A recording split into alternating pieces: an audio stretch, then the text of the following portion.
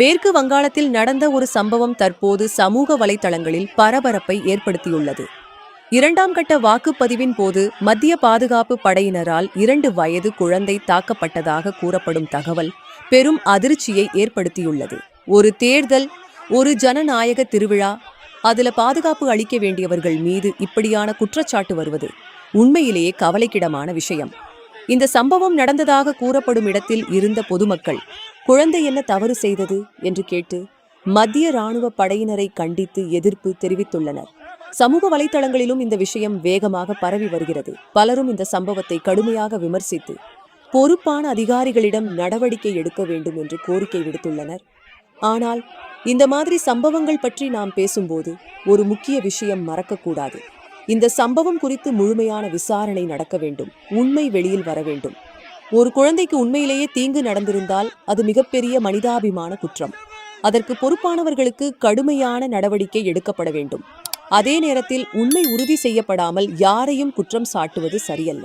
ஜனநாயகத்தில் வாக்குப்பதிவு என்பது மக்களின் உரிமை மட்டுமல்ல, அது பாதுகாப்பாக நடைபெற வேண்டும் என்பதும் அரசின் கடமை.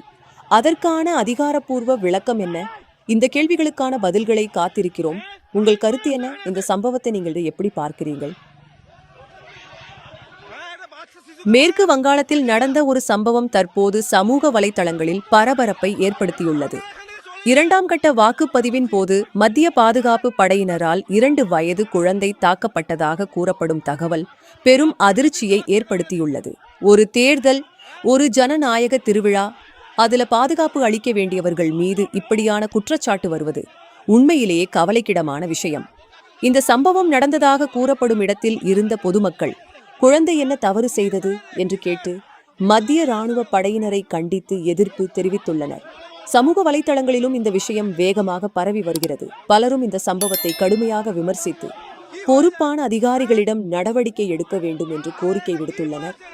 ஆனால் இந்த மாதிரி சம்பவங்கள் பற்றி நாம் பேசும்போது ஒரு முக்கிய விஷயம் மறக்கக்கூடாது. இந்த சம்பவம் குறித்து முழுமையான விசாரணை நடக்க வேண்டும். உண்மை வெளியில் வர வேண்டும். ஒரு குழந்தைக்கு உண்மையிலேயே தீங்கு நடந்திருந்தால் அது மிகப்பெரிய மனிதாபிமான குற்றம். அதற்கு பொறுப்பானவர்களுக்கு கடுமையான நடவடிக்கை எடுக்கப்பட வேண்டும். அதே நேரத்தில் உண்மை உறுதி செய்யப்படாமல் யாரையும் குற்றம் சாட்டுவது சரியல்ல. ஜனநாயகத்தில் வாக்குப்பதிவு என்பது மக்களின் உரிமை மட்டுமல்ல, அது பாதுகாப்பாக நடைபெற வேண்டும் என்பதும் அரசின் கடமை. அதற்கான அதிகாரப்பூர்வ விளக்கம் என்ன? இந்த கேள்விகளுக்கான பதில்களை காத்திருக்கிறோம். உங்கள் கருத்து என்ன? இந்த சம்பவத்தை நீங்கள் எப்படி பார்க்கிறீர்கள்? கமெண்ட்ல உங்கள் கருத்துக்களை பகிருங்கள்.